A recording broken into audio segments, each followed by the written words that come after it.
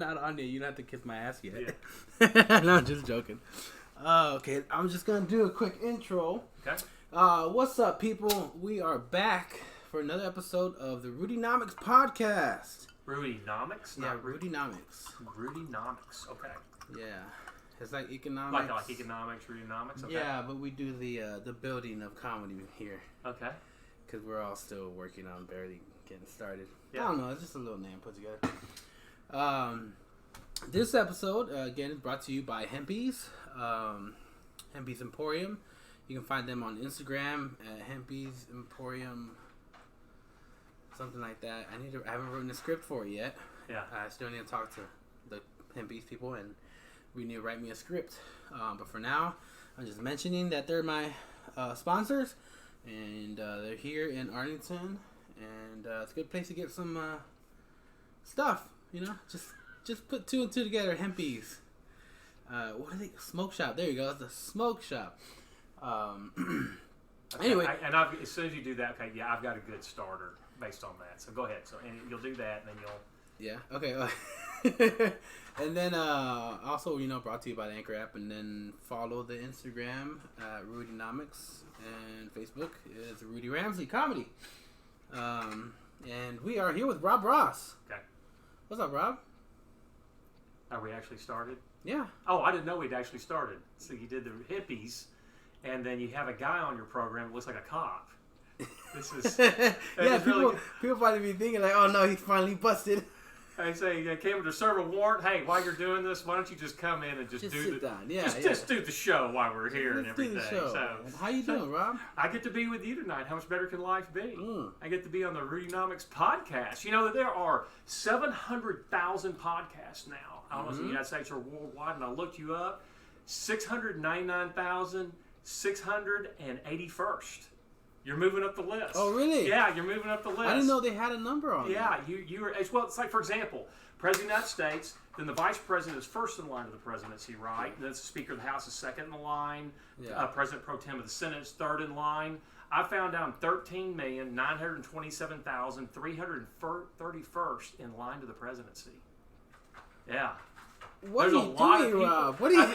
Well, there's a lot of people in front of me, but if I can just get them out of the way, I can move my way up and help control this country and all that. So what you're basically saying is that you're gonna figure out a way to how to get rid of how many thousand? 13,000? No, it's 13 million. I'm way back in the line. Figure out how to yeah. get rid of 13 million people. Well, I'm not saying I'm trying to figure it out. I'm just saying you pretty- gotta have goals. I think that's what you said. No, you have to have goals, Your goal and is so to get I'm rid getting of there. a I used to be 54th million. Now I'm in the 13 million. So you've already killed 30 million people. No, I have not killed them. It's just by attrition.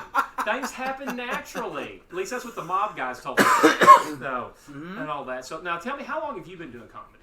I've been doing comedy for almost 2 years now. Okay, yeah. So I started 13 years ago, and the reason why I did is I was involved with the church for about 35 years, and there really wasn't an opportunity for me to speak or to go out. So I'd always wanted to do comedy. I actually grown up watching Johnny Carson, especially the monologue. Johnny Carson. And yeah, on the Tonight Show, he was on from 64 to 91. But Jay Leno took it over from 91 a few years ago, and so I always wanted to do that, and so started doing the Hyenas Club in Arlington, and within about 9 months, ended up with my own show, because as you know, I'd only do clean comedy, and so people ask me if I ever do, any kind of penis jokes or dick jokes, and I say, my first name is Richard, so I think that's the only dick joke I do. And so I was doing it for about 6 or 9 months, and Gary Hood was the manager at the Arlington Hyenas. Now, Gary Hood had been a traveling, headlining comedian. He knew Rodney Dangerfield. Yeah. He had actually been on, he'd been nominated twice for Emmys, 2 or 3 times for Emmys, an extremely talented guy as far as doing comedy. And so after I'd been there about 6 or 9 months, I went to him one night and said, "Do you want my phone number?" And he said, "Why?" And I said, "Well, you might need a comedian." Ha, ha, ha, ha. And he goes, yeah, I'll call you sometime. Yeah.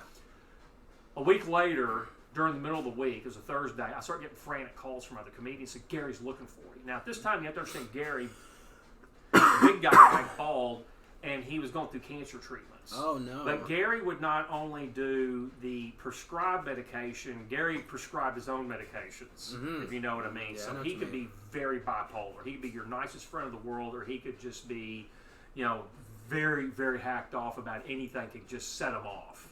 And even the song selection for that a show. reminds me, setting it off, reminds me to make sure my volume's off. Yes, it is. Okay. And so what happened was he called me. And so I called him, and he said, okay, here's the deal. It's a Thursday. And he said, here's my issue. He said, we have a corporate show for Lockheed Martin at the University of Texas in Arlington, the Rosebud Theater, which I'd been one time when I went there, because I used to go there, and I actually saw a comedian perform there. And he said, here's the quandary. He said, our headliner, Hyena's #1 corporate comedian, this is for Saturday morning, this is Thursday afternoon, he said his appendix just exploded.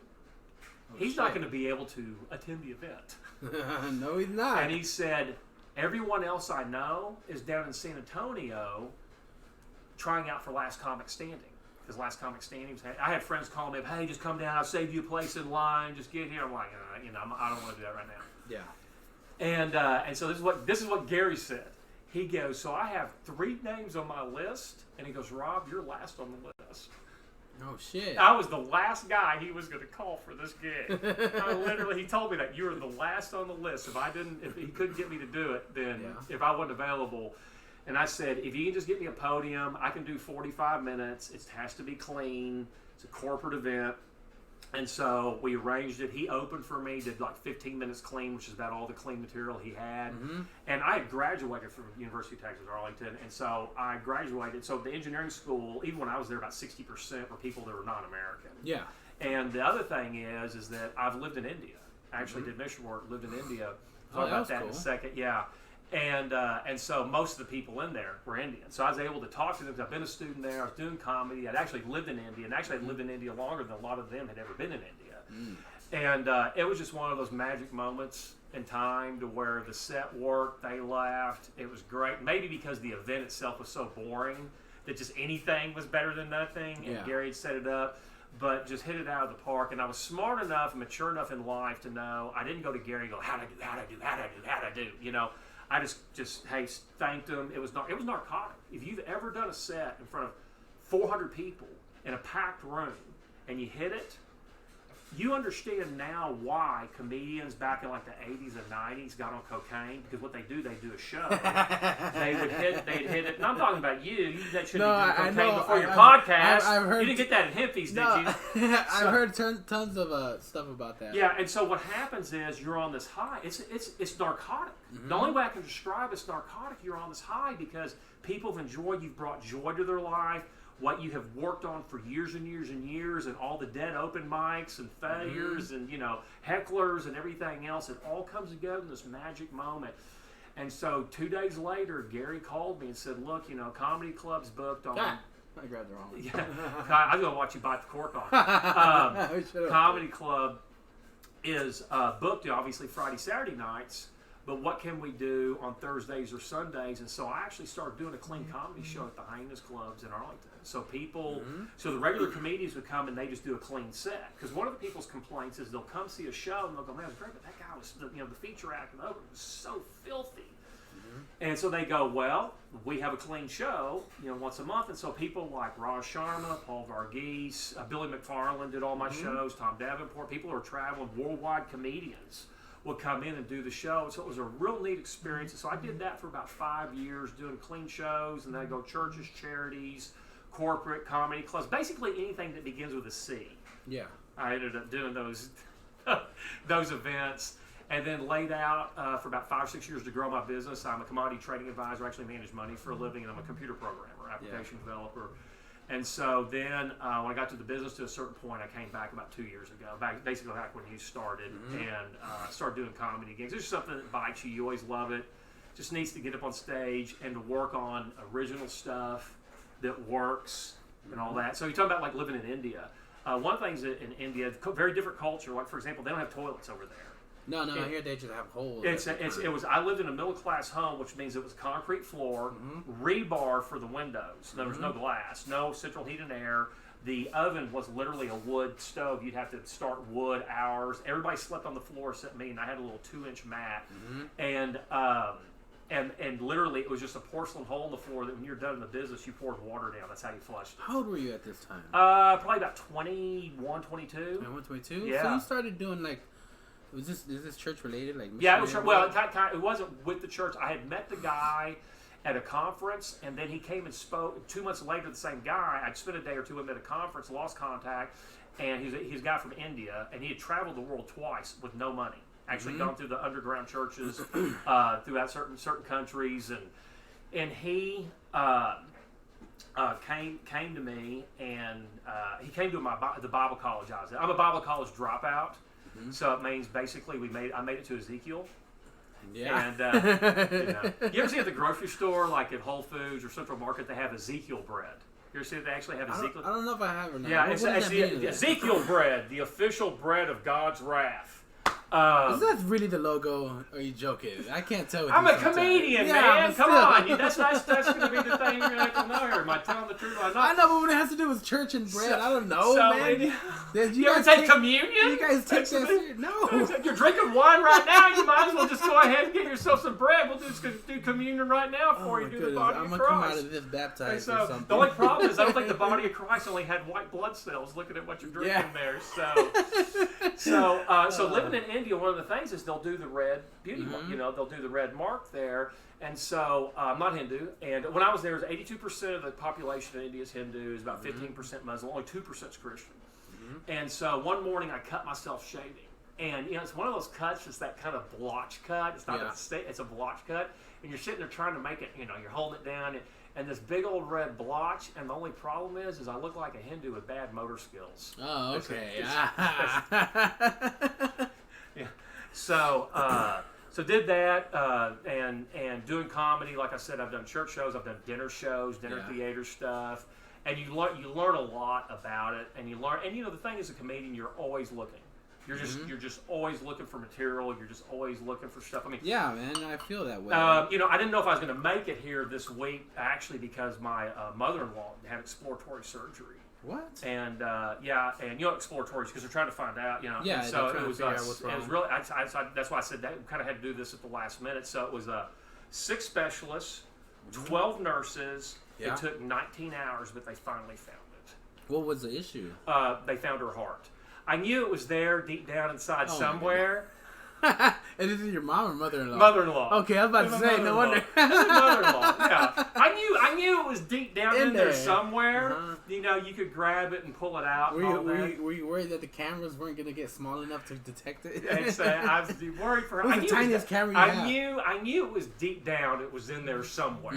It would get it and all that. So, but then you look at different religious beliefs. So some people have, for example, they believe in reincarnation. So I think what should happen to like the leaders, like the Ayatollahs over in Iran, is I think they should come back as a Jewish woman under their own regime. I think that would just kind of be justice, I think if reincarnation were true, my mother-in-law would come back as a yak. My brother-in-law would come back as a sponge or drug-sniffing dog. My ex-brother-in-law. Sponge is still a living cell, right? And still a living organism. Yes, so is my in a way. ex-brother-in-law. It's still a living cell. He's a sponge, though. Or he'd come back as a drug-sniffing dog. Oh man, what? I don't know if you're like just making jokes about your in-laws, or if they're just really a handful that you're just like, just gonna take my chances, and make a couple jokes about them while I can. But well, part of the thing with Sounds comedy like they're crazy. is talking about stuff that people relate to. So I have like the one routine I have on the internet is one that was shot 10 years ago in front of like a church group or whatever. It didn't matter what group it was. It was what you consider a generic routine. You could do it in a comedy club. You could do it in a church group. You could do it, at a corporate event. You could do it at a charity event. And I used to talk about how TV dinners and how you prepare TV dinners. Now, you probably don't know this, but because you probably have grown up on microwave dinners. Well, not really. Have you ever had the traditional TV I mean, dinner? I've had them only because I moved out of my mom's house and I didn't know how to cook. Okay, so the tradition, because I grew up no one cooked in my home. Okay, TV dinner is the oven one, right? Yes.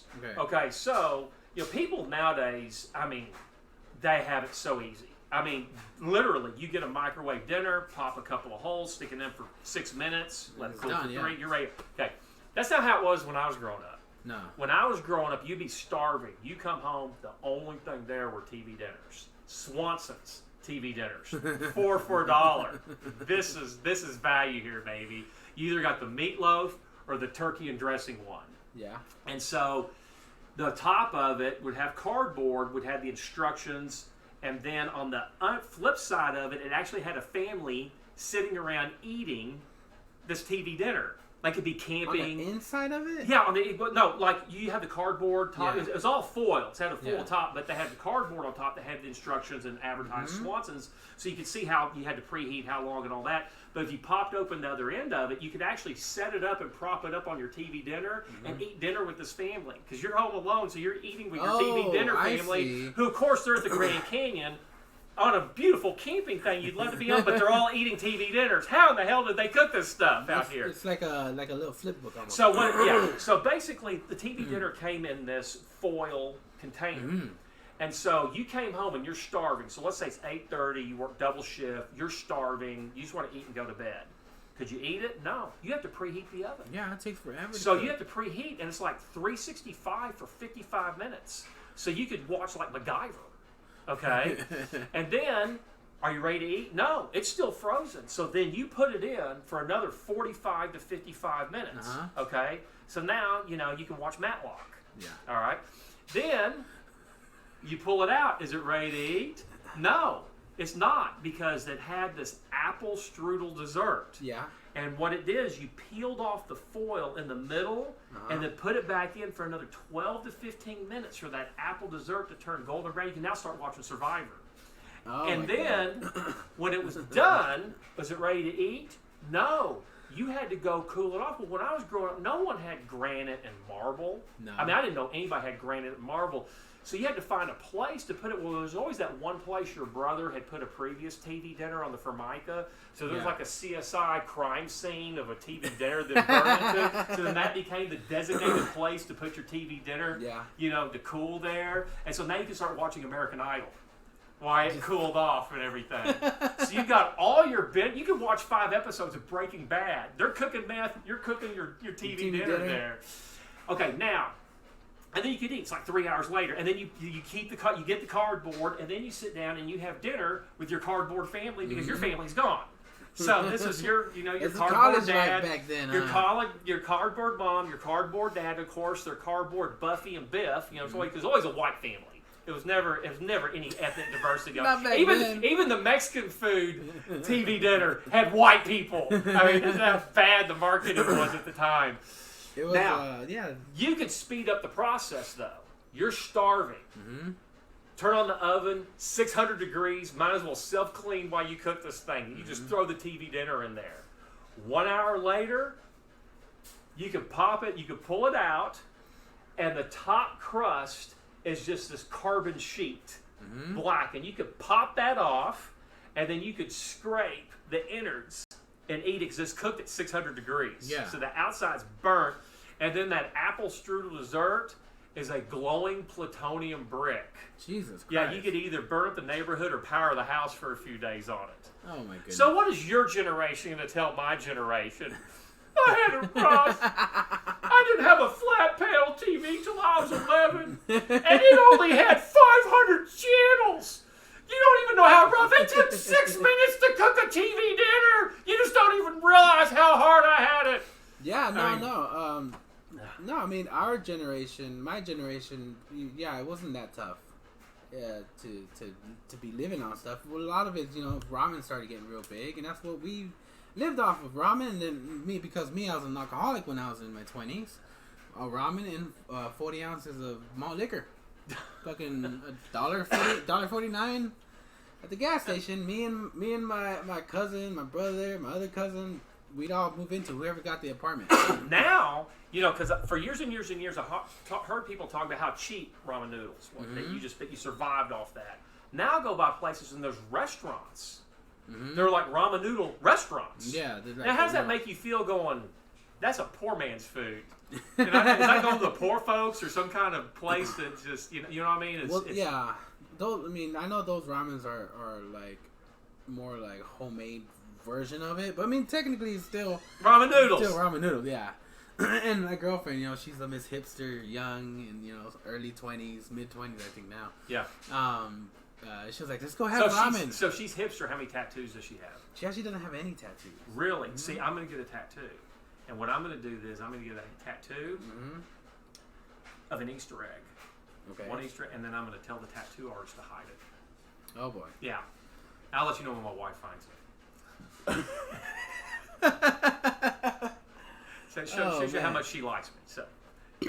Excuse me. Oh my goodness sakes! Did you kill that, or did that pick up on the podcast? No, I burp on the podcast. Wow, you do. I hope you don't do other things on the podcast. It get really gross really quick here. So talking about having to clean up the place.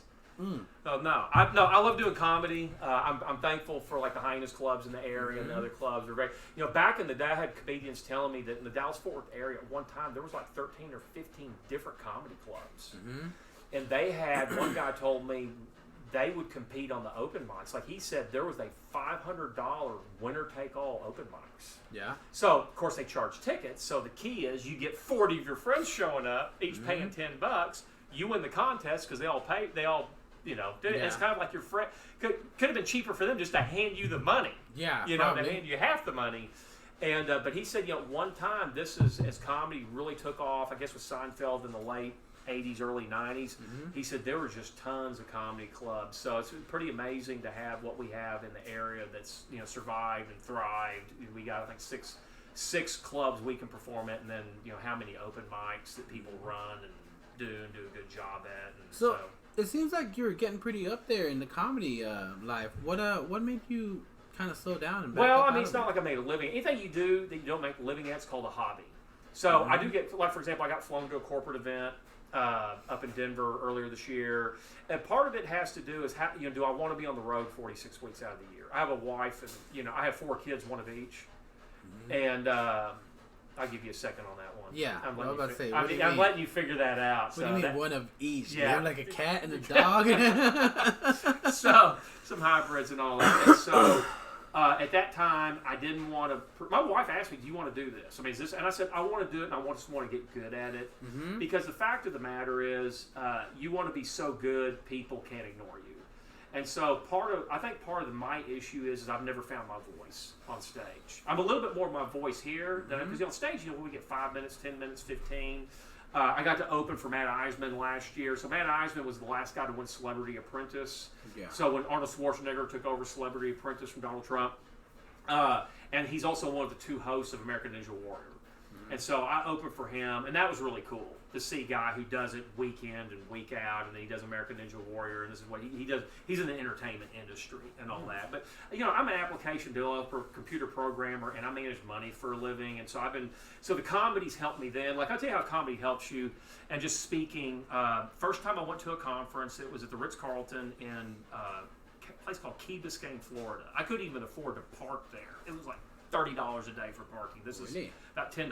So I finally found one parking space there underneath a coconut tree, hoping to God that my rent car didn't get hit with coconuts. Yeah. I'd have to explain that. And so I go into the conference, and I actually had met some J.P. Morgan guys at a previous conference, and they said, look, you can use our extra room over here. Well, then I had another guy send me the list of all the attendees for this conference. Now, I couldn't afford the $3,000 for this conference, but I could go to the hotel. And somebody was letting me use their official meeting rooms. And I said, hey, I'm being the JP Morgan meeting rooms. And then somebody else sent me the entire attendee list with phone numbers and emails. And so I had meetings scheduled for the whole 2 days. Yeah. So I get there for the first meeting is with a company that at that time was called New Edge. And it was a big deal in my industry. And so I'm like, wow, I'm going to get to meet with the New Edge guys and all that. Because I'm trying to get allocations to manage capital because I manage money for people. And so the guy said, yeah, I'll meet you there and all that. So we go and I find the guy. And so I'm sitting here thinking it's going to be a sit down like you and me. Right now we're just going to sit down. He says, hey, explain what you're doing with your business, where you want to go, you know, what kind of investing you do, what markets you trade, and that type of thing. So I don't do stock market stuff. I do commodities. So it's like crude oil and soybeans and frozen concentrated orange juice and Euro futures and that type of thing. And so I'm following them to sit down, and we go into this room, and next thing I know, there's like 8 people at this big round table, 8 or 10 or 12 people at this big round table. Yeah. All sitting there, go, okay, we've got our first guy here, Rob Ross, White Indian Trading Company, to do his presentation. Did you think you were going to do a presentation? No! I was meeting. The guy said, let's meet. So I walk in, and he goes, Give us your presentation. Well, first of all, a couple things. About 2 weeks before that, I always have these great dogs. So I had an English Springer Spaniel, looks like a show dog, and then I had an Australian Shepherd, which are just awesome dogs. They're really super smart, very, they're real protective of kids, but they don't attack people, but they're herding dogs. They're shepherding dogs, and they're just awesome. If you ever choose a dog, Australian Shepherd's like one of your top on the list. Well, I was playing with him, and he'd be biting at me and stuff. Well, he accidentally broke my thumbnail. And so my thumbnail had grown in black. Well, at that time, Gothic stuff was very in, where people would paint, guys would paint one nail black. So I had to wear a Band-Aid over my things. I didn't want these New Age guys managing billions of dollars to have the hipster, Gothic guy with the black thumb and everything. And then so I had this big Band-Aid over my thumb. And they're like, okay, Mr. Ross, give us your presentation. But because I did stand-up comedy, and I've been doing stand-up comedy about 3 years, I just went right into it, told 2 jokes, got them going, made a presentation. Didn't have any slides or anything. Didn't have a PowerPoint. Didn't have slide. Didn't have any kind of presentation stuff because I wasn't expecting. I had some printouts I could hand around the table and all that. And that was okay. And it allowed me to think off the cuff. So it's a skill set. See, the 2 of the best skill sets you could have growing up, in my opinion, is working food service and working sales. Because you will use that for the rest of your life. With sales, you're always going to be buying something and you're always going to be selling something.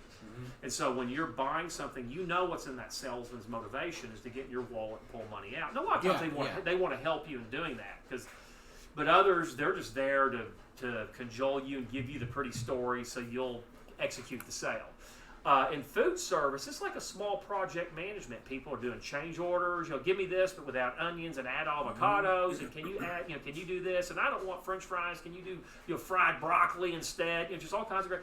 Then you're taking it, you're doing it, and then you're bringing back the order, and within 30 minutes to an hour whether you're successful or not. Well, guess what you're going to do the rest of your life? You had to coordinate this event tonight. You have equipment you have to coordinate. You're always doing project management. So you're always dealing with sales, whether you're buying or selling yourself, or selling a product or service, or buying something.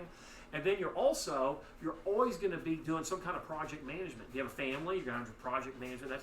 Well, I told that story to a friend of mine who had put his way through college, had supported himself through college working at restaurants. Yeah. And eventually he got to some higher-end restaurants, where, the tickets back, I guess in the 90s would be, several $100s would be a very expensive meal. Get businessmen to make $300.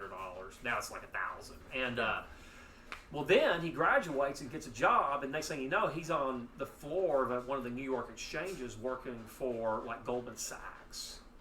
Oh, and he's putting orders in. He's on the phone desk, doing the orders, handing them to runners. Runners are running them to the pit. They're doing trades, bringing it back. He's filling the orders. And then when markets go crazy, he's getting calls. No, change this. No, get the runner back. Do it. And chaos. It's organized chaos, just like the restaurant. Oh yeah. And he said, he goes, one day I was sitting there, and he goes, man, it was just it'd been a chaotic day, just billions of dollars, chaotic. And he goes, this is just like working the restaurant, only instead of hundreds of dollars, it's billions of dollars or hundreds of millions of dollars. And things like that, you don't think, what a dead-end job, doing dead-end commission-only. I've done them, commission-only. If the only job you can get in your 30s is a commission-only sales job, barring like you're selling aircraft or you're doing real estate, I think you really need to evaluate your life. I think it's a good training because you'll always be learning to do sales. But it's just a very hard road to go that if you don't have something else to fall back on all this, because people will I've gotten stood up being paid like 2 or 3 times, worked, filled my quota, and got written my hot check, or didn't get paid at all. And it's very disheartening in sales and all that. So, but you learn a lot. You learn a lot about human character and people, and who you trust and how far you extend that rope. I always say love is freely given, trust is earned. Yeah. And so, so you learn. So getting into comedy, it's just something I wanted to do. It lets you be able to think extemporaneously. Can you say that? Extemporaneously? Extemporaneously. Very good. Yeah, you should be host. And got his big word catalog over here. Because just remember, you always want to throw in a big word. It's kind of like when you publicly speak. There's 5 hints to publicly, or 5 steps to publicly speaking. The first 3 are tell them what you're going to tell them, then tell them, and then tell them what you told them. That's almost like kind of the Toastmasters technique. Today I'm going to talk about this, and you tell them that, and then you say, today we covered such and such. Then you tell them something personal, okay, about yourself or what you experienced or why this is personal to you. And then Jack Welch, who ran General Electric, said, always tell them something they don't know. If you tell them something they don't know, like tonight, I told you about TV dinners. Hey, that's something a lot of people out there may not know because I don't even know. I guess you get an Aldi or something, but yeah, but not the same kind. not the same kind. You just and I guess if you do give them their MREs, meals ready to eat, and, in a different way, but you tell them something, then you become kind of a little bit of an expert in an area. And if you remember those 5 things, and whether it's doing stand-up comedy or giving any kind of a speech, because people be always judgmental. I mean, when you get up there, people are going to judge you immediately. Like I did a corporate event, and had a guy come up to me after I performed, because I'm in a suit and tie and everything, and he goes, "You have such a gay tie." And I'm like, "Hey, be tolerant. Just came out of the closet." My dad had a bunch of ties that's in the 1970s. That's kind of a dick thing to just say, though. That Say it again? I think that's kind of a dick thing to just say, though. It's you got to be ready for anything. We've got. I saw a survey today that 40% of the country hates the other side to the extent they wish they were dead. And so we're in a very vitriolic. Back when I was growing up, people would have differences, and then I could go out and watch a Cowboy game or do something, and you agree to disagree. Yeah. Respect. I just want to know why you believe what you believe, and then you want to know why I believe it, and then could go, well, he's crazy or whatever, but you wouldn't think less of the human being over that. Now it's changed drastically, and so people can be very judgmental. And so, like for example, when I get up on stage, I look like the guy that turned you down for your car loan. 280 is just not a good score. It's not a good. It's all like, can you find somebody else to co-sign for this? That's fine. I mean, like 280 is not a good cholesterol count. 280 is not a good SAT score. It's funny that you say that because I just I was at the I went to a Lewis Black show last weekend. Yeah. And he brings up politics occasionally, and he brought up a little bit of Trump, and then as soon as people started hearing that, a group of guys in front of us started getting upset. They're like, "Oh no!" They're like, "Change the subject, move on." Yeah.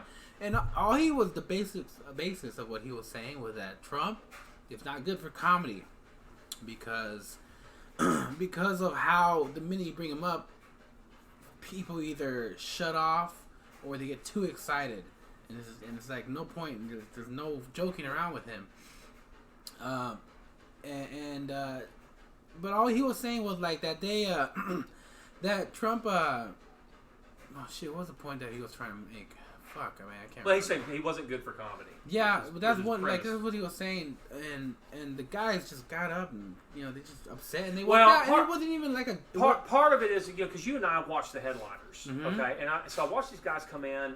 And at least a couple of times I've seen people go, "Hey, do you all want me to do anything political?" And people are like, "Hell no, no, we just want to come laugh tonight." And so now I'm going to do 3 or 4 political jokes for you, and I'm going to show you the difference here. Okay, so Joe Biden and Bernie Sanders, they're running for the Democrat nomination. So I'll tell you a little bit about the difference between Joe Biden and Bernie Sanders. Is if Joe Biden, if Bernie Sanders sees a glass that's halfway full, he's going to go, "That glass is half empty. I want it huge for everybody. That glass is half empty." Yeah. If Joe Biden sees that same glass, he thinks, "You know what? That's a good place for my teeth." Yeah, man. Okay. Now, see, I'm not putting them. I mean, I guess if you like those 2 candidates, that might offend you a little bit, but it's like, but it's not me taking something personal on them. So, for example, I'm excited. So, Obamacare. Not a fan. Not a fan because my health insurance went from $3,600 a year before Obamacare. It's now $16,000 a year. Same policy. Yeah. I have to cover like my wife's pregnancy and sickle cell anemia.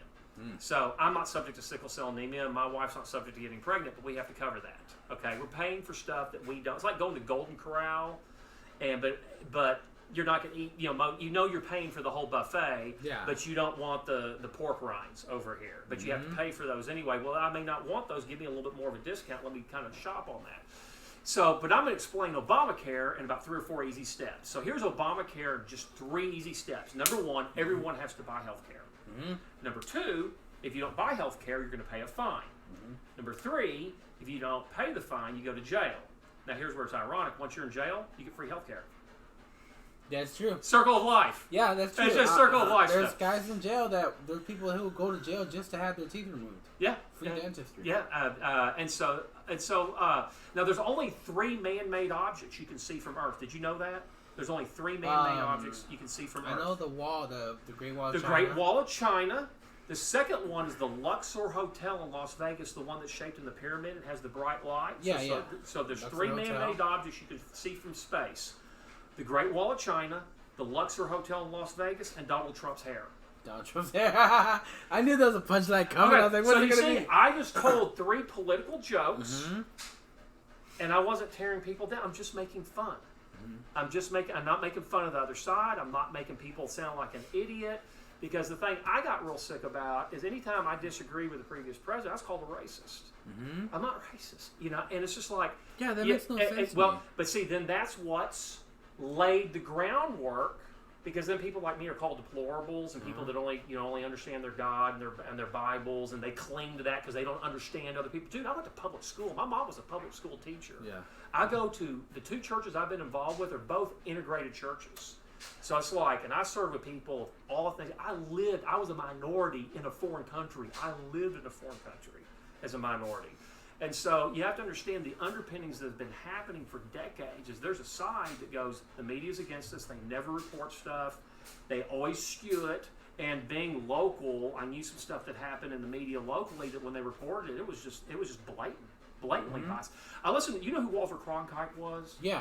I've heard Okay, that. so I listened to a lot of audiobooks. I like to call it books on tape, but that ages me because my dad was in the audio tape business. But books on CD or audio books. And so one thing that Walter Cronkite said is he talked about how he was a cub reporter in Houston. And Houston had all these towns had 2, 3, 4, 5 newspapers. And they were printing morning, afternoon, and night editions. I mean, crazy. You think about because it's just like now we get our information from the internet, our phone, our watch, and everything else. Yeah. Well, back then people wanted updated information, and he said his editor would call him up and go, "Cronkite, get up here!" And he said, "You did this article here on this robbery, and you said it was 406 Main. The Houston Chronicle said it was 408 Main. Which is accurate? You also said John Smith, SMYTH, was robbed, and they said it's SMITH. Which is correct?" And he said the editor would tell him, because if you don't get those details correct, there's going to be some people involved with the story that know you didn't get it correct and you didn't take the time to get it correct. And then they're going to tell their friends. And even though that's just a few people, he said you do that enough times, you lose all credibility. He said when you report news, 90% should know 2 things: that you are fair and that you are accurate. And he said if you ever get below that, you've lost it as far as media. And I can tell you now, media people have their popularity, I think, is just above pedophiles. So people don't trust them for good reason. And when you've been involved in stories and you see stuff that's not accurate, or you saw somebody write something and they send in an editorial and they change a few things on the editorial that totally changes the context, but they've got that person's name on it, and then you do it over decade, then that's why a huge percentage of the population, they don't trust the media. I'll give you an example. First day that the President Donald Trump goes into office, I saw it on the wires. I saw it hit the news services that he had removed the bust of Martin Luther King Jr. I mean, they ran with that story. This racist has removed the bust of Martin Luther King Jr. It turned out I remember that. didn't happen. No, it's fake news. I mean, it was just totally false. What happened was the reporter, instead of doing his due job, Yeah. somebody was standing in front of it. The room was crowded. Yeah, I Well, remember I that. didn't see it. And then boom, it runs. AP, UP. They all run with this report, and then of course there is a retraction days later. But that's after it's already run, and the late night host and everybody else runs with it. Well, then people go, "I don't trust the media. I don't trust." So now you get to what you're talking about with Lewis Black. When people have been beaten over the head for a certain period of time, they don't want to hear it. When they watch sports, they don't want a political statement. They want to see the Patriots or the Cowboys or the Texans or whoever their team.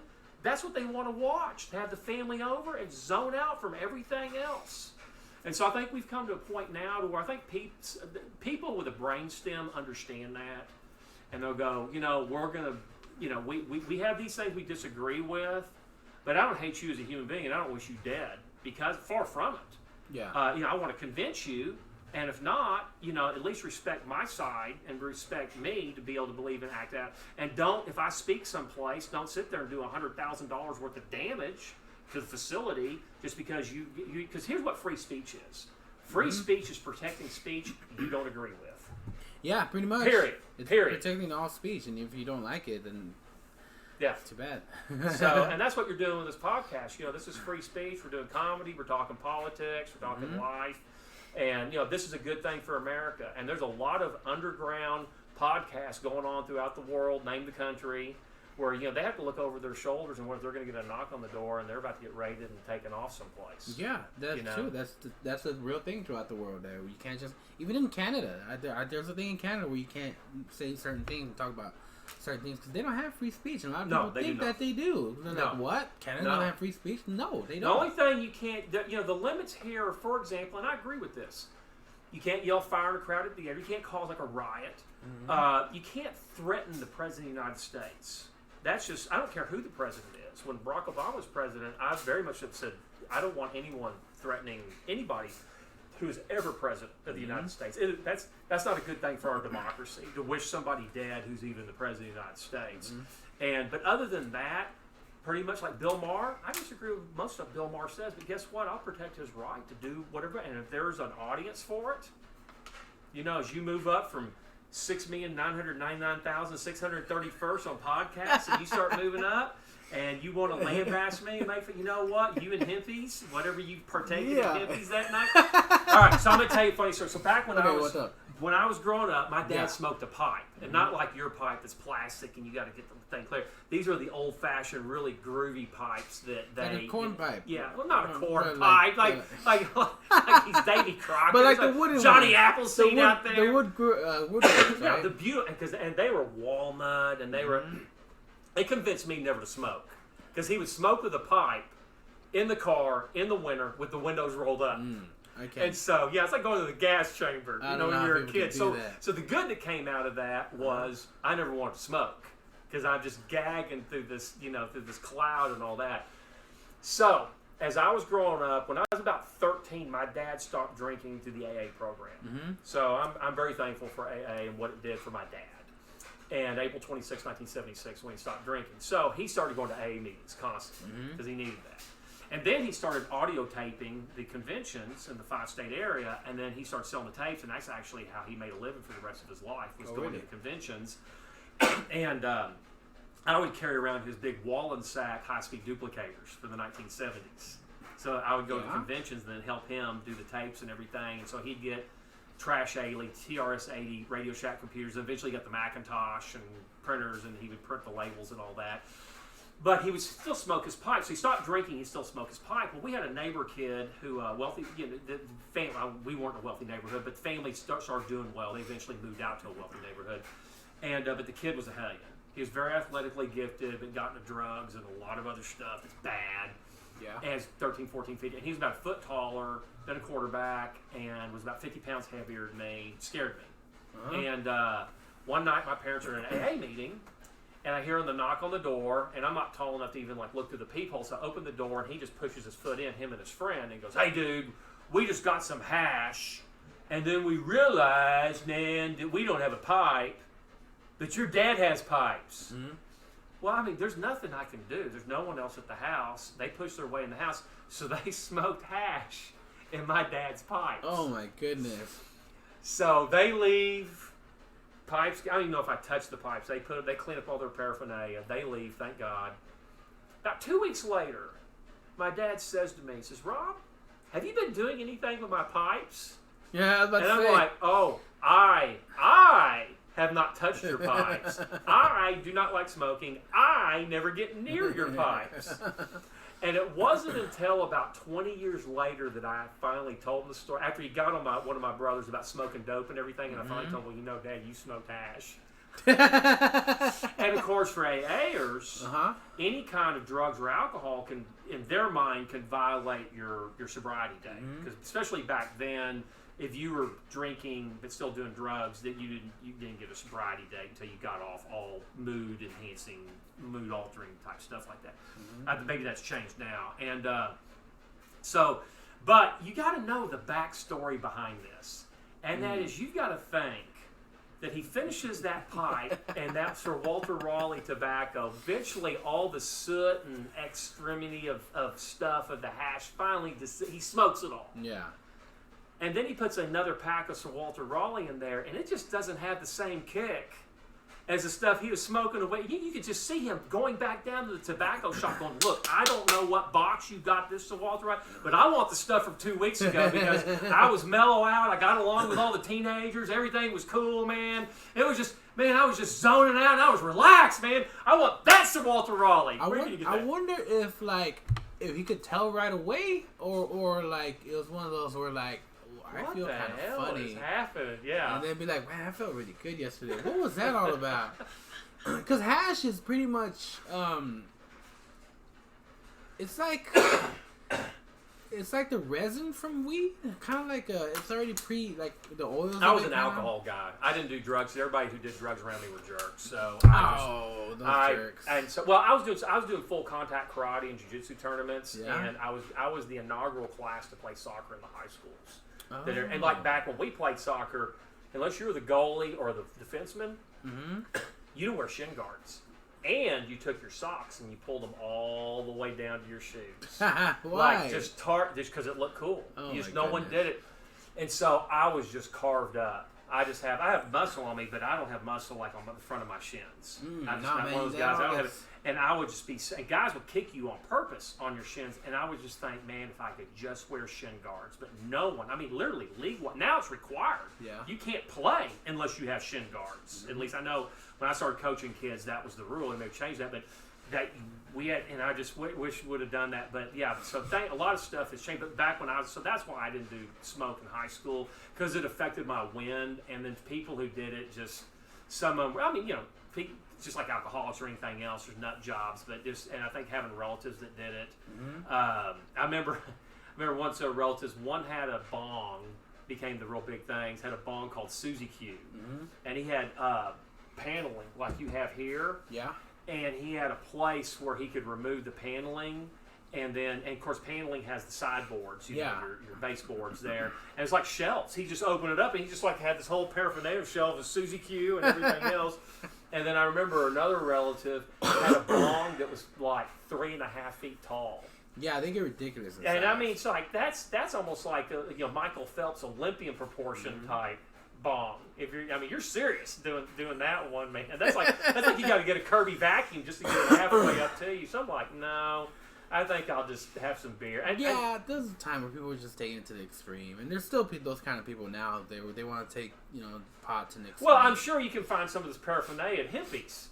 Oh yeah, you can find it there. Yeah, I'm sure you can. I wouldn't know. Not cheap at all. I don't know how these stoners are affording it. It's a premium. It's a premium product place. Yeah, it is. These glass items cost a lot.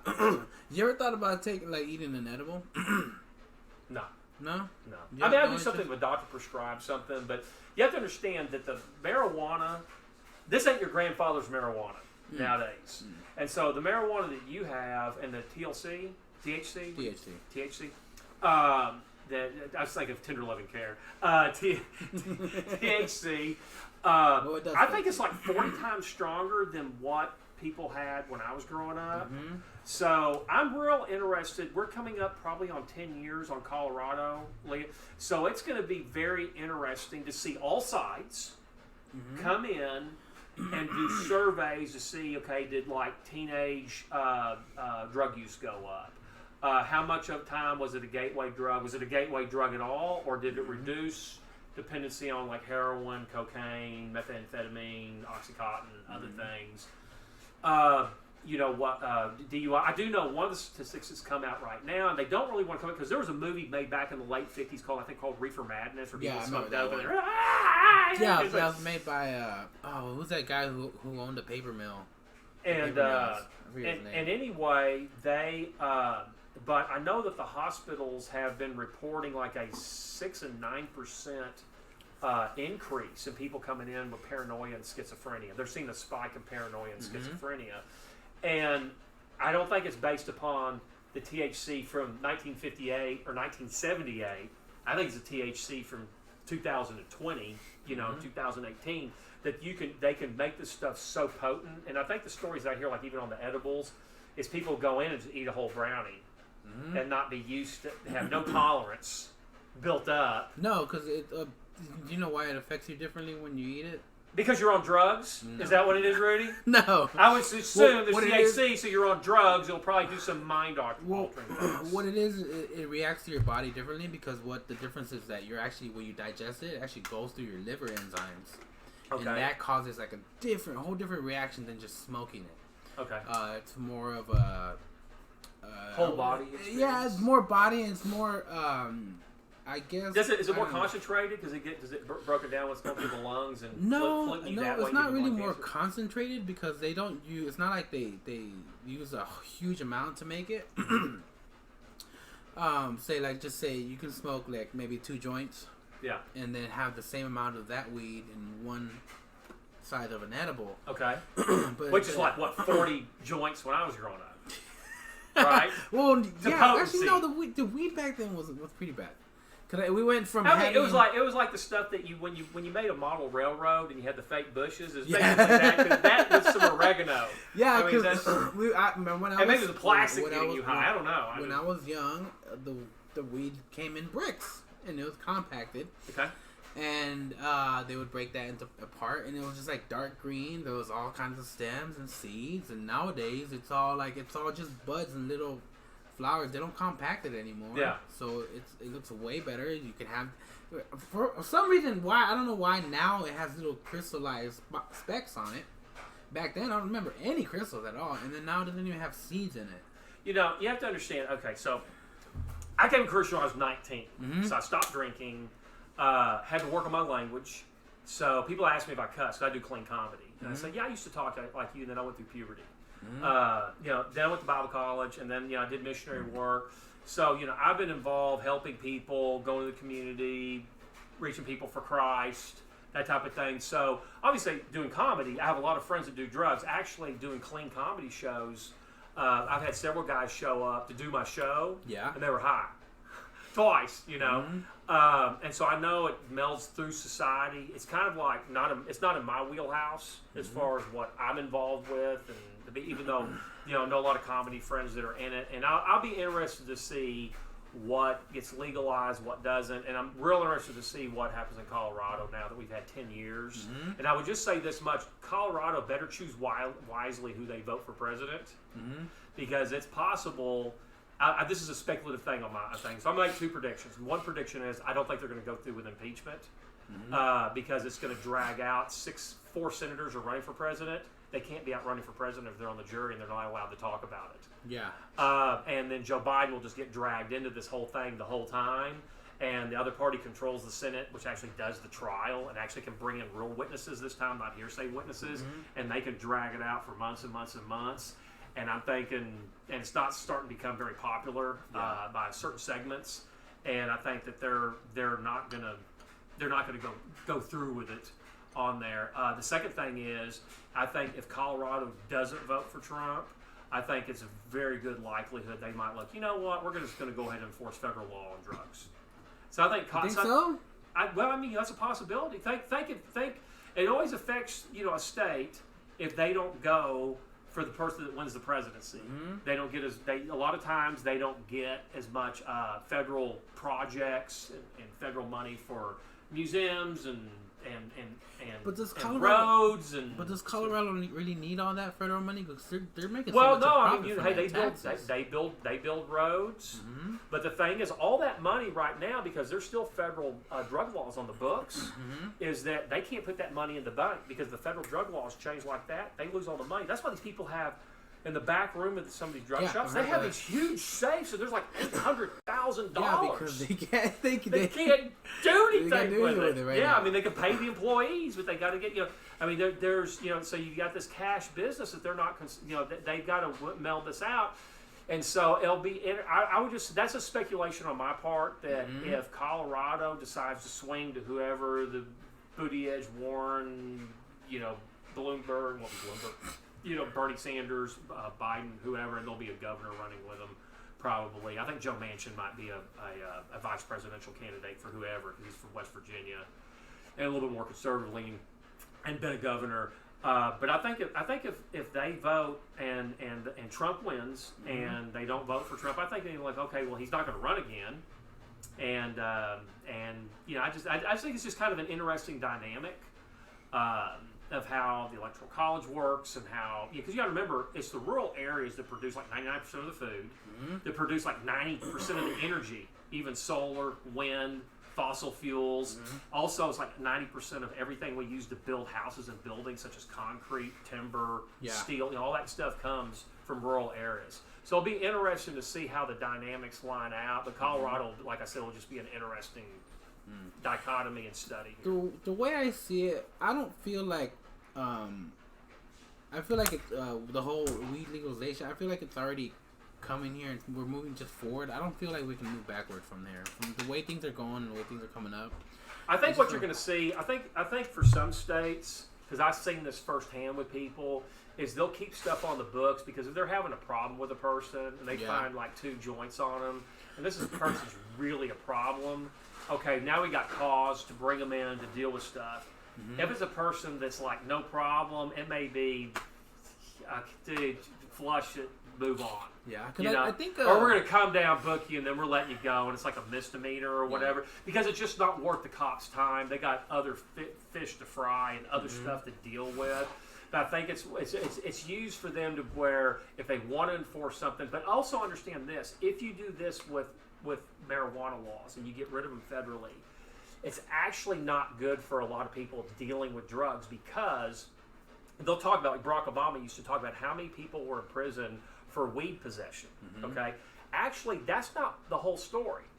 They actually were involved in drug running or cocaine or production of methamphetamine or heroin, and they got caught. And then because there were federal drug laws on marijuana, they said, if you will cooperate, we'll plead this down to the most minimum charge, and that's a marijuana charge. So yeah, even though they're technically in for marijuana, they didn't get charged originally with marijuana. They got charged with a bunch of other stuff: racketeering, drug running, production. And then because they worked with the state, they were able to plead. Now, if you get rid of those marijuana laws, then you don't have those plea bargain agreements on there. And so that's what happens when people only see the end story. They don't see the whole context of the story, and saying, yeah, we have a lot of people in prison for marijuana stuff, but it's because they were involved in something a lot heavier, and they were able to plead down to something minor where they only had to spend 18 months or 2.5 years, depending on. Yeah, but don't you think that'd make it better though for like those people who do get caught and busted, that they don't have the marijuana to fall back on anymore, and they get that actual right. Well, thing? then what are you going to do with the guy that gets caught and wants to plead down, but now the minimum charge is 5 years or 10 years? He's not going to get 18 months. So that's something you have to work through the system. So I know get 5 years for doing drugs, whatever he was doing. Yeah, you know what? But it would be a cooperative. Well, like, okay, let's talk about let's end with this with comedy. Can you tell me a famous comedian who went to prison, who turned in state's evidence to get a lesser charge and served? I think a charge may have been even marijuana, may have not, but he sure. You know which famous comedian I'm talking about? Tim Allen. Tim Allen. Didn't Allen. he have like a huge coke problem during the show? Well, maybe, but when he was on, of course, he does Last Man Standing now, which is a hit show. But he did Tool Time, the Home Improvement show. Yeah, Home Improvement. But it was before that he actually got caught with doing drugs and I guess selling them and all that. And he pled down. He turned in state's evidence, and then he pled down to a lesser charge. And so that's what those things allow. So people go, well, he's in jail for such and such, whatever that lesser charge is. Yeah. Well, we need to get rid of that. That's stupid. No. If you look at everything else, so I think I think one of the things we're seeing now is it costs $37,000 to house a federal prisoner. 23% of them aren't even here. People from outside the country, and so I think we're looking at ways to say, this isn't a violent criminal. This isn't a violent criminal. They spent a certain amount of time. So the president of the United States, Kanye West, and one of the Kardashians, they've come in and they've said, we're going to do some. And Oklahoma just did a release. Now I know that the crime has spiked in Oklahoma since they did the release. That was in the news today. But I think it's something that's being reevaluated a lot to say where do we fall in this, and maybe we just go back to it's a states' rights deal. And so some states will be very harsh about it, and other states other states are going to be very lax, like Colorado and all that. So we'll see how it ends up. Okay. No. You want me to end with a It's a joke? lot to take in right there. What time do you have to leave by? Well, I'm gonna go do the show here. So Okay. with Magnolia. So I was gonna say, yeah. what about mushrooms? Ever have any? Yeah. No, on my pizza, but I didn't feel any weird afterwards. Because they're starting to do a lot of studies. Okay, so here's my question. Yeah. Okay, there's people, not just the mushrooms, but people that lick the poison frogs. The toads. The toads. I Okay, and it's a hallucinogenic. Is that what it is? Yeah, it's supposed to be. You can tell I struggle with these terms because it's just not my wheelhouse. Okay. I don't think that's completely accurate, though. I think that's they don't lick the frogs. No, I think it's something different. No, they lick the toads. They pick it up. Urban, get it. I got it. You got it. Man, pass it around, dude. Hey, man, no, only lick off the red line, man. Let me read it here. You lick off the green line, man. I want to know who was the first dude to try it. They even think, hey, man, okay, I licked a skunk. I licked a porcupine. Let's try this colored toad. Maybe, I don't know. Maybe it just jumped on them and they licked their hand when it, by accident. Yeah, that's true. So, no. I don't even know where I wanted to go yet. But you're talking about mushrooms. Yeah, okay, mushrooms. Because Colorado made them legal now. They're not criminalized over there. Also, I think weed was recently federally decriminalized. I don't know the whole story. I mean, you can still go week. I just have to look. I think that there's some moving parts there. So yeah, I think you still go to jail for depending on how much you have, but it's not like you're not going to get a federal crime for it no more. Mm-hmm. Also, I don't think it's a felony. But as far as like the mushrooms, I don't know. They're allowed. It's legal. It's starting to be legal in Colorado, but there's a lot of places that are starting to study it, and how they're starting to use it for like PTSD. Well, that's different though, because do you know what paregoric is? I've never heard that word. Okay, before. paregoric. Okay, so paregoric was something that if your stomach was upset as a kid, they'd give it to you. If you couldn't sleep, they'd give it to you. If you couldn't wake up, they'd give it to you. If you had club feet, they'd give it to you because it wouldn't cure your club feet, but make you feel like you didn't have club feet. Yeah. Okay. If you watch the Bobby Jones story, he was the golfer who did the Masters. He's the first guy to win the 4 majors and everything. There's a scene in there where he would get angry. He'd get so nervous and wrought up, and he'd throw golf clubs. And there's a scene in there where the doctor says, "Well, just give him some paregoric for his stomach." Okay. Mm-hmm. So I talked to my mother-in-law. The one we finally found her heart on. Yeah. And she's great. She puts up with my stuff. And she said, "Oh yeah, we gave it to all the kids when they were growing up. And used to be, you could just go in and buy it off the shelf. Then you had to go in and ask for it behind the shelf. Mm-hmm. Then you had to have a prescription, and then eventually they got rid of it." Okay. Paregoric, main ingredient, opium. Opium. They were giving kids that. That's why Grandpa could go uphill in the snow both ways, because Coca-Cola had cocaine, and they're taking paregoric, so they're on opium and cocaine. They could do anything. Superman. Then they fell over dead at 55. Because they killed them all there. So. Well, I mean, yeah. But what my whole argument is, or not whole argument, point is that even marijuana or anything else, that's what a drug is. Mm-hmm. It's something used for medicinal purposes. I guess Oxycontin is a form of, you tell me, heroin? It's an opium, yeah. It's an opiate. Okay, it's a heroin and opiate? Mm-hmm. I mean, this shows how ignorant is about these type of things, other than Breaking Bad. Everything I know about drugs I learned off Breaking Bad. Actually, it was a good show to learn. It's a great show. It's a great show. And the only show like that in history where the main character changed. He went from the protagonist to the antagonist. Only long-term show that. Because in movies they do it, but on TV shows, Archie Bunker started out as a bigot. He pretty much ended up as a bigot at the end of the show. MASH, the guy was a doctor, kind of fun-loving, cutting. At the end of 14 seasons, still the same. Breaking Bad, no, he went from a high school chemistry teacher to a very bad man who did a lot of things that hurt a lot of people and all that. So, anyway, was I talking about legalization? Now you make me lose my train of thought. Opiates and but everything, if it has but everything we use in medicinal purpose is a drug in some form. Mm-hmm. So people say, well, what about medical? Well, if it's something prescribed that science says this helps PTSD, or if it helps glaucoma, it's like the kids that at the Catholic Church, that they put some marijuana in the incense thing. Mm-hmm. So when they're swinging it before church, yeah, 3 old ladies were healed of glaucoma. It was a miracle. And so, Anyway, all that stuff has a medicinal reason for it, but like we all know, is you can, like alcohol, food, anything else, air. If you breathe too much air, you can hyperventilate. You drink too much water, you can die. I mean, anything that, to an extreme can kill you. And so it's the same thing with any kind of drug. I mean, if you take enough Advil, it'll kill you. Oh, so, definitely. You know, so. Anyway. I feel like... This is what I came tonight. Talk about drugs. A guy who knows nothing about doing drugs. Talking to Mushroom Man here with a hippie shirt on. I do agree with you about marijuana where I don't feel like it is for everybody. Yeah, I don't feel like everybody should be smoking it. I don't think wine's not for everybody either. No, it is not. Yeah. Some people just can't handle it or they drink too much of it and they don't know how to control themselves. Yeah. And so I mean I do see a slight future in it and I'm not sure I actually think, alcohol is still worse than marijuana. A lot of people argue that. I wouldn't know because I don't drink anymore. So. Well, that's good. I mean... But you have to understand why I don't drink is because I have a problem. So let me tell you that compulsive... You found out you had a problem at 19? Like, say... Yeah, well, you understand my dad was an alcoholic. I became a Christian when I was 19 and knew this is a problem for me. Yeah. Now, I have no problem with you... I have a problem with you eating the mushrooms right now, but I don't have a problem with you drinking your wine. That's what they can't see on the camera here, just mushrooms. And... but I knew I had a problem, and that's part of maturity.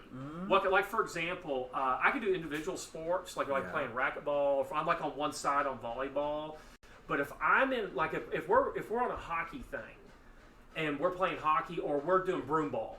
I was doing broom ball one night with a bunch of high schoolers, and I just had $1,000 worth of teeth work done. And one of the kids almost hit me in the face. I mean, it swung, and literally, I'd been to the dentist that day, and the broom balls were no longer the brooms. They were these sticks with a piece of hard plastic on the end. Yeah. And so he and this kid and I started almost like trash talk. So, hey, watch it. And he started talking back. We went back and forth. And finally, at the end, I got him aside and I apologized to him. I said, look, I got to. And I realized I was the second smallest guy going into high school, got picked on constantly. That's why I did karate and then doing soccer. And, I made all-stars and I, got through. I was good. I was decent at sports. And but I realized, I don't like, when I'm out there on the thing, I don't like when refs miss calls, and I don't like it getting pushed around, especially being a smaller guy. And even though I'm 5'11", 200 pounds, and I lift weights and all that, so I have this issue there. Well, it's the same thing. Well, so if I get a gallon of Bluebell mint chocolate ice cream, and then I'll get like some hot chocolate powder and sprinkle. I'll eat that gallon will be gone in 2 days. That's a problem. No, that's a problem. That is a problem. Okay. The thing is, though, that will kill me a lot slower than doing alcohol or drugs. Okay. Well, I mean, I don't think so. If you did that every day. Well, that's true. If I did it every day, and so I have to be very careful because I have to know what is my compulsiveness and what do I have to control. Now, another thing I love is you get the fun size. I don't know what's fun about it because they're too small, but you get the Kit Kat bars. This is really cool. What you do is you put them in the freezer. Because Kit Kat bars have a really good snap, and they won't, unlike like a Snickers or something, they won't break your teeth if they're in the freezer because it's a cookie in the center. Well, then I find out they make white chocolate Kit Kat bars. And I'm telling you, Rudy, hold on. I'm telling you, Rudy, once you have white, you'll never go back. You're not making your comment earlier, but I'm not racist. Very good. One quick, another quick question. The whole Trump thing, the whole politics going on right now. Yeah. I also don't think that he will get impeached. I don't feel like he will. I think there's about 40 congressmen who flipped seats in districts he won, and that will become put it this way, it's their death day. If they vote for impeachment, actually to impeach it, that will become the campaign thing. And if the winds swing a little bit against them, that's what goes. And if 16 Democrats bail, then they're not going to be able to get it to the Senate. Where it's going to die. It's not going. It's just like when Clinton got impeached. He's not going to get convicted and thrown out of office. And here's technically what's kind of funny: if the Senate did throw him out of office, he's running for president. He could just win again and get another 4 years. But people like Cory Booker, Kamala Harris, Elizabeth Warren, and Bernie Sanders. They're all United States senators running for president. And maybe there's some others I just don't remember running for president. Well, guess what? If there's an impeachment in the Senate, they have to sit there as jurors. Yeah, that's and true. The other party can make that process last real long. Well, guess when that's happening? January, February. Guess what happens in January? Iowa caucuses, New Hampshire, primary, South Carolina, Nevada, all these primary states, and they have to sit there as a juror, and then they can't, if they're out in the campaign trail, they can't talk about it at all. And then on top of that, the other party can say, okay, Joe Biden, hey, Hunter Biden, you have no background in oil and gas and no background in any foreign affairs, and yet you got a $130,000 a month job with your dad as vice president, and then when they were investigating you, your dad admits he told them, I'm going to withhold $1 billion of federal funding until you fire the guy, and you got 6 hours. That's just going to be played over. I mean, Joe Biden admitted that he told them you have 6 hours or we're not giving you the money, and he had to fire the guy that was investigating his son, who was on board of a corrupt company in Ukraine. I thought he wanted to fire that guy who because the guy was corrupt. Well, then who says he's corrupt? Europe says he's corrupt. He's doing all kinds of corruption investigations. Yeah. But the thing is, his own son was being investigated by the guy, and then he tells the guy, "I'm withholding $1 billion in federal money," and they weren't even giving him ammunition and stuff. They're going to give him like hot dog weenies and blankets, basically. But it's still $1 billion. But you got to fire this guy in 6 hours. And he's on tape saying that. He said, "I told him you aren't going to get." Well, the guy was investigating his son. I'm sorry. To me, that just reeks of corruption. Well, guess what? You can disagree with it. That's not corrupt, even though his son has no oil and gas experience, has no experience in Ukraine policies, and then he got $1 billion with another company when he flew with his dad to China and got $1 billion for a company from the Chinese. Yeah. That's all going to get pulled into the Senate. Well, Joe Biden's running for president. He doesn't want this to end up. He wants to say, "Yeah, we need him impeached." He doesn't want a trial because he'll have to testify. Hunter Biden will have to testify. So you got 5 people, either the vice president, who used to be a United States senator, and 4 current senators. It's not going to do their campaigns very well to have to sit on their butt, not be able to talk about it, can't be out campaigning. It's just so that's what I'm looking at. Plus, with 40 seats that are up for grabs this time around, and now you do have coattails and you do have Trump on the ticket, so half the people are going to hate him, half the people are going to love him. And you understand, most elections are. We've been more divided in 1860 and 1864 than we are right now. We went Civil War. Yeah. But people, generally speaking, there's a percentage that vote for their guy because they like their guy, but there's a percentage that vote against the other person because they dislike them. Because they don't like the other person. And so that's what's going to be the dichotomy. You got your supporters. You got to understand people who are middle of the road. The only thing in the middle of the road are yellow lines and dead armadillos. So it's going to be people making up their mind based on all kinds of things. That's a Texas joke, guys. That's a Texas joke. So anyway. Well, that's very interesting.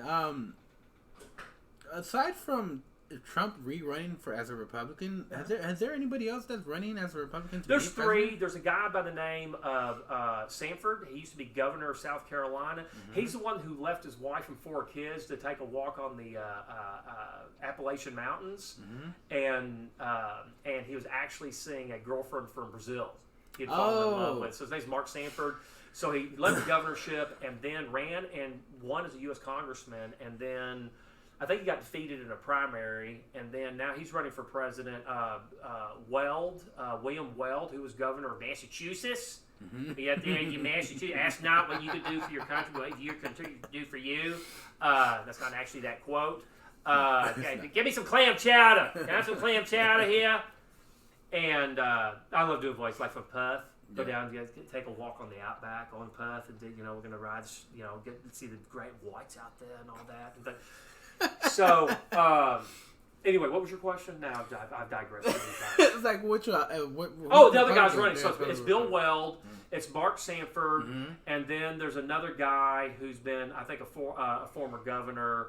That they're all going to try to run as Republicans, but they don't have money. They don't have name recognition.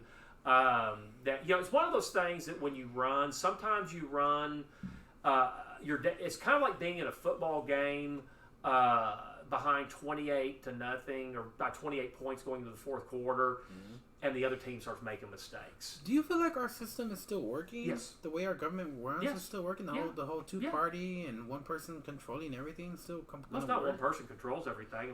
I mean, we have votes every 4 years. The great thing about One of our greatest presidents was a guy by the name of John Adams. Mm-hmm. John Adams, if you ever going to, David McCullough wrote a book called 1776, so we know what happened that year. But he also wrote a book called John Adams, which HBO made their series based on his book. And John Adams diaried his whole life, not to have diarrhea, but he diaried his whole life.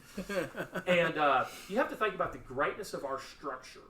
That, okay, he's vice president under Washington for 2 terms. He's elected president, and then through some shenanigans, loses to Thomas Jefferson, who is his vice president, because the way they did it, the first and second vote getters got together, got to be president and vice president, and Hamilton got the New York delegation electoral college to vote for Jefferson, even though they didn't like Jefferson, so they could force Adams out. I think it's because Hamilton wanted to actually stage a coup later, but he got killed by the vice president Aaron Burr in a duel later.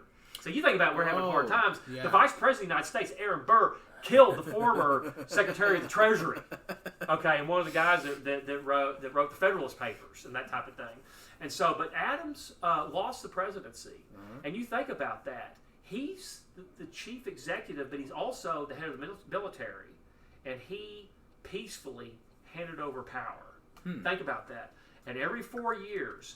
You look at these other countries, especially that people like Bernie and other people love to brag about, like Venezuela and places like that. But you look how they hand over power. It's usually when somebody's dying. Or you look at like Mexico, they serve 6-year terms. A lot of those Mexican presidents ripped the people off, got $100 million or more, put it in a Swiss or Singapore bank account, and then they left the country, or they left, and they just robbed and pillaged the people. We have a system that will always be, it's just like a church. When you walk into the church, you made it imperfect. A church is made up of imperfect people who need a perfect God to give them forgiveness, okay, to Christ. And so, in our political system, we have a political system of checks and balances that is, sometimes it's rough, but it works and it's worked. We have the longest serving constitutional republic ever invented. Like, I feel like the Constitution works, but I feel like the way our structure that we built to it, I don't think it's completely working now because of how times have changed. I mean, so many things make a difference now.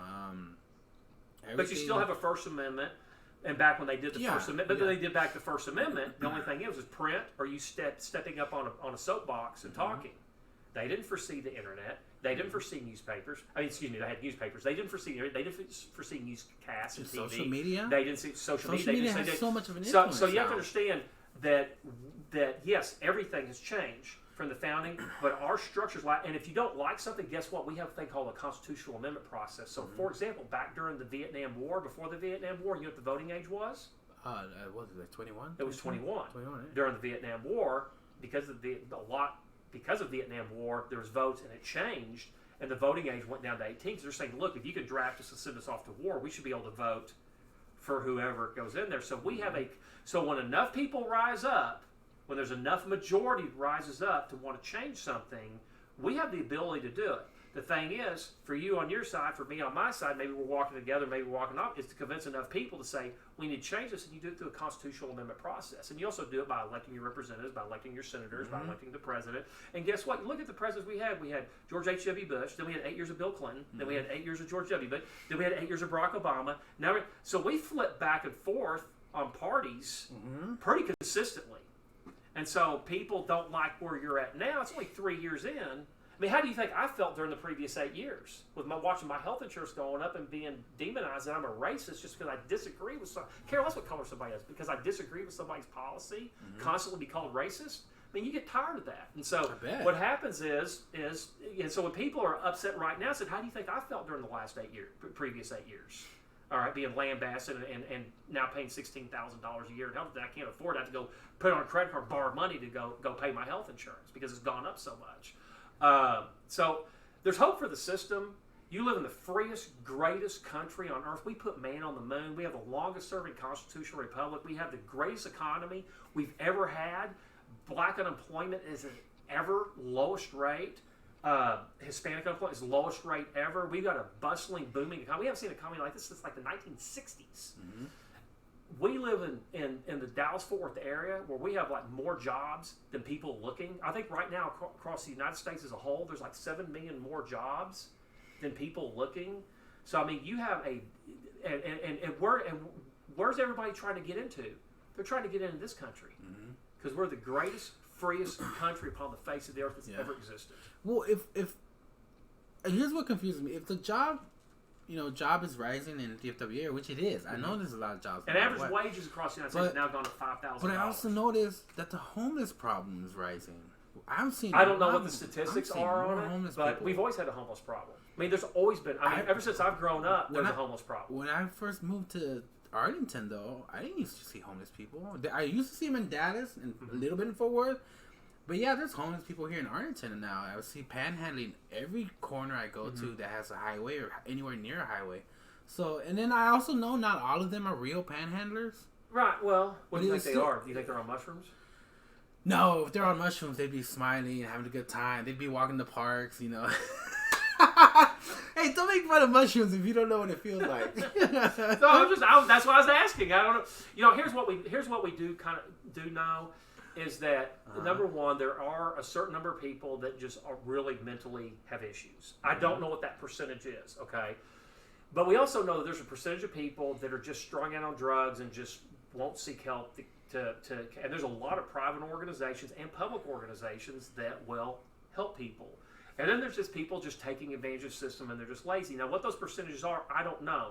The thing is, back in the day, they could come in and they could say, we're going to institutionalize this person. They go through a legal process, usually. People show up in white coats, they put on a straitjacket, they drag them off, they drug them up for the rest of their life and all that. Does the U.S. government basically do anything well? You know what the Army, you know what our military does really well? Kills people and breaks things. That's what it does really well. And that's pretty much what most government agencies do is breaks things. Downs people and breaks things, okay?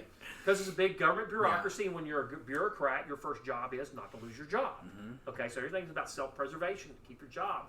And so what happened is we used to institutionalize people. The problem is the government ran it. And the problem with any government-run type thing is there's a lot of places that didn't work out, and people are in these decrepit, horrid conditions. And so it takes a lot of money. The problem is we spend, we're $22 trillion in debt, and we bring in more money now to the U.S. Treasury than I think we ever have. We're one of the top 5 incomes into the U.S. Treasury. We should be able to balance the budget and live with it and deal with the issue, but you need to balance it. You just can't keep printing money and throwing it at it.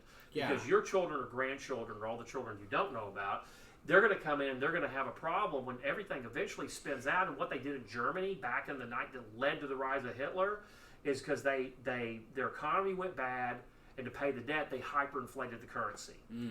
And so that means the bottle of wine you bought for $3 at Walmart over there is now $30. Is now $35 because or $40. Because our money's not worth as much. Right, as it used and to so be. because they're printing the currency. And so that's our future at some point, unless they get this budget under control. I mean, it's paramount.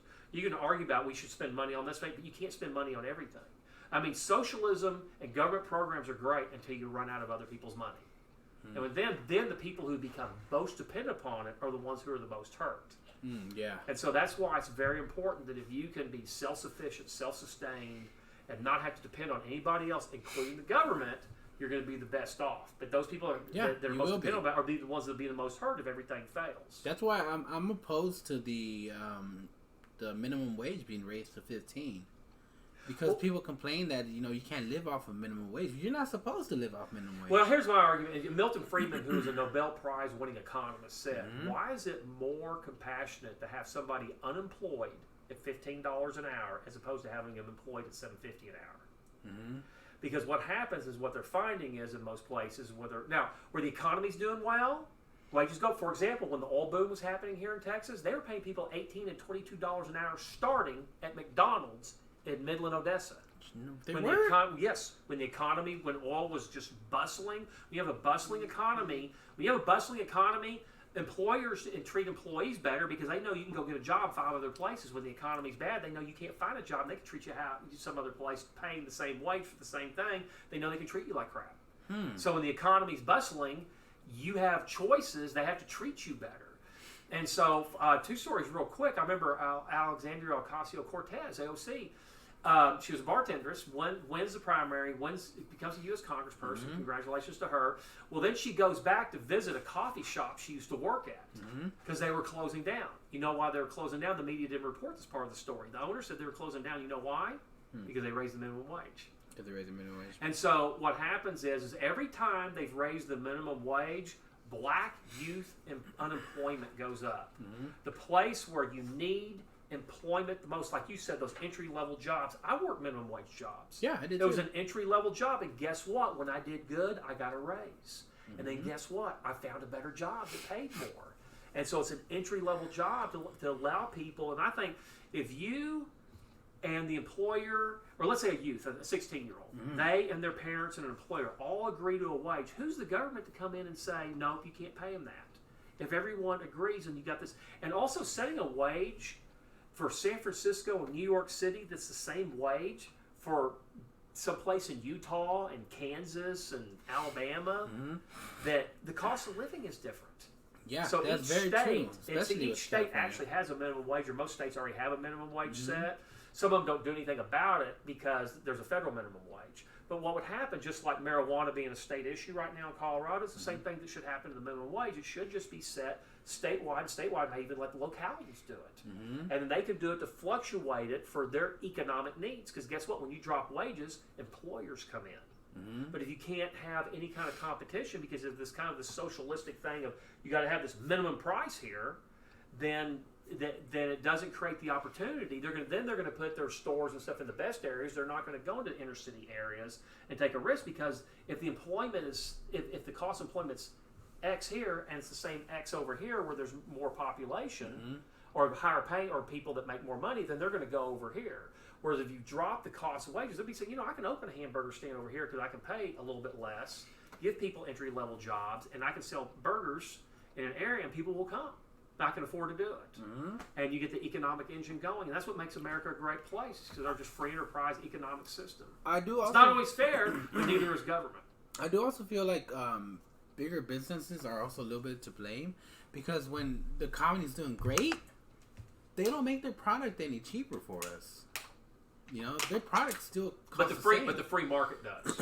The thing is that you name a product, and eventually somebody else comes with a better mousetrap or a cheaper mousetrap or one that does better. So even though I don't like the fact that the iPhones keep, every time they release one, it goes up in price. But it has more features. Guess what? I have a choice whether I buy one or not, or I buy an old one, or I can get an off-brand or a third-party phone that can do a lot of that stuff for half the money. And in China, they sell phones for like $200-$300 that do a ton of features, and eventually that kind of stuff's going to make it. Free enterprise is the great equalizer.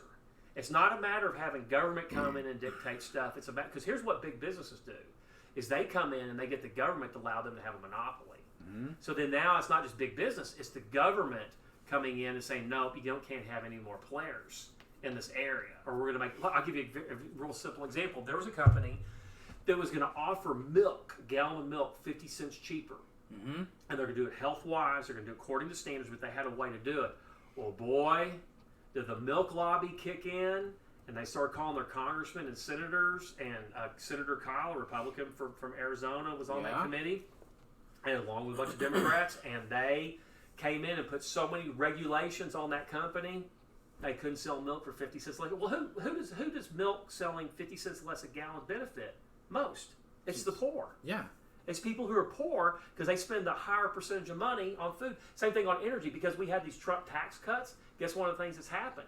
Energy companies are paying less in taxes because they compete with each other. Energy costs have gone down. So people go look at this big corporate tax cut, but actually it infiltrates down. So for example, people say, no, we should have 50% tax rates. Okay, so let me go through an example. Let's say those dang doctors make so much money, so we're going to tax them 50% of everything they make. Okay, so then you go in for a gallbladder surgery, and that doctor's fee is $2,000. But he's going to pay 50% of that in taxes.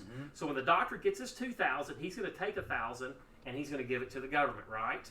That is the exact same thing as the doctor charging you $1,000 and there being a 100% sales tax.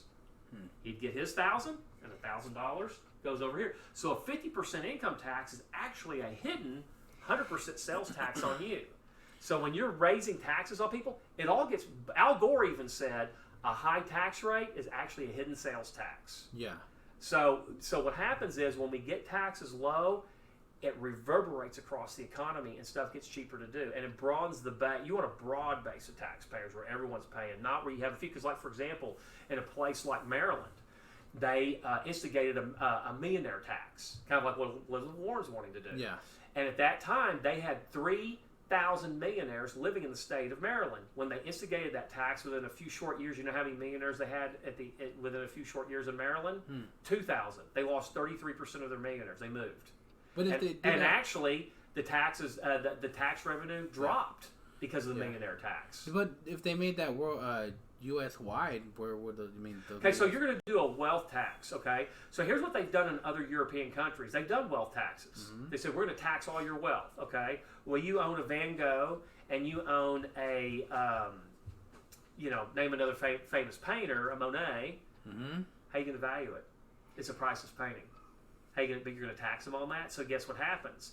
They go, oh, you're going to tax. We're not going to buy paintings. We'll buy land. Okay, we're going to tax your land. They buy less land. So eventually they say, okay, well, we're not going to tax paintings because we can't value them. Okay, it's an asset tax. We can't value them. So then guess what happens? They all start buying paintings. So it's the same thing like over in Europe. What they used to do is they used to come in and they used to tax people. So they all start buying products that you can't put a price on. Exactly. So they'll move their assets to the right thing. So here's what happens. So in Europe, what they used to do is they would tax you based upon the number of chimneys you had. Okay? So guess what they started doing? Building houses with no chimneys. Fewer chimneys.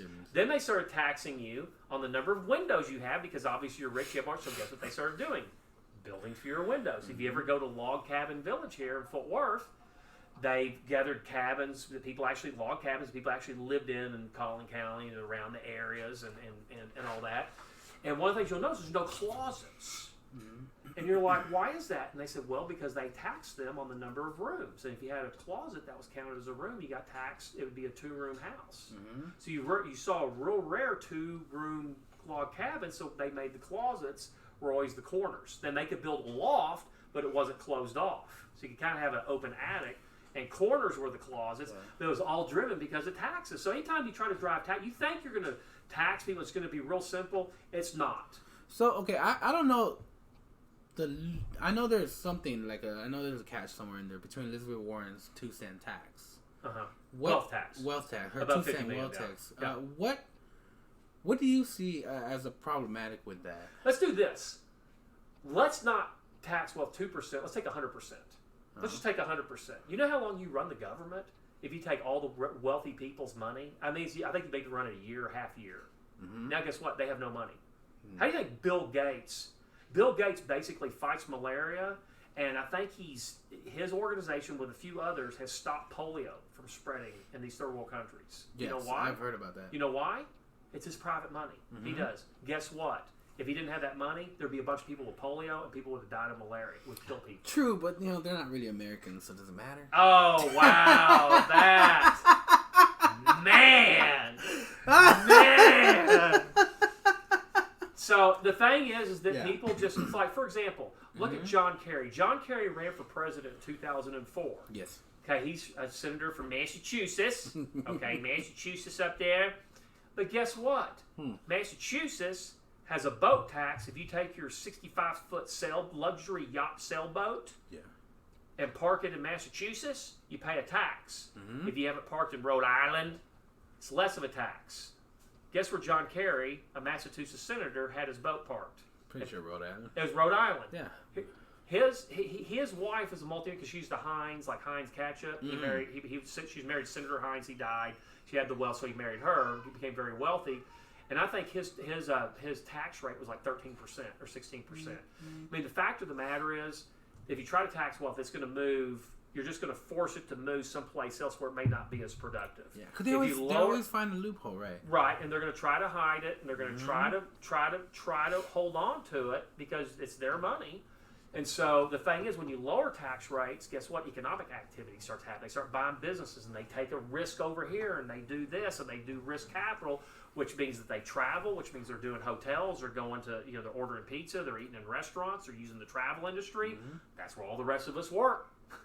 And so when the economic engine's going, it benefits all of us. But if you demonize these people, you start taxing, well, guess what? They stop spending less money. They stop building less buildings. They stop doing less construction. They stop doing housing projects. And guess what? They're all going, hey, why is housing on? Why don't we have more housing? Why are there more jobs? Because the people who create the jobs, who take the risks, create the jobs, you're demonizing, you create an economic environment. That's why when Reagan dropped the tax rate from 70% to 28%, we had a huge economic boom. Even with only 220 million people in the country, or 200 million, or 180 million, we are creating, in 1983, they're creating like 1 million jobs a month. 1 million a month. Because people had held on to money for so long of a 70, and they were like, we dropped the rate, now we can start investing in real estate and building this and doing these businesses. And part of our computer boom that happened through the 80s and into the 90s, and eventually they started being able to talk to each other, happened because of the venture capital of the 80s, because of the Reagan tax cuts. So people understand that that's why people try to get into this country, is because we have the greatest economic engine on earth, and we have the greatest liberty and freedom that's ever existed of any. We can sit here and disagree, cuss at each other, be of different religious beliefs and all that. We both have that freedom. In other countries, we don't get that. No, we don't. Praise Allah to that. All right, so I'm going to end off with a joke. Yeah, okay. Let me think about this. Okay, so a guy goes for the pearly gates, and sees St. Peter. And Peter's like, what's your name? The guy tells him the name, and he said, I don't see you on the list here. And he goes, well, what great work have you done?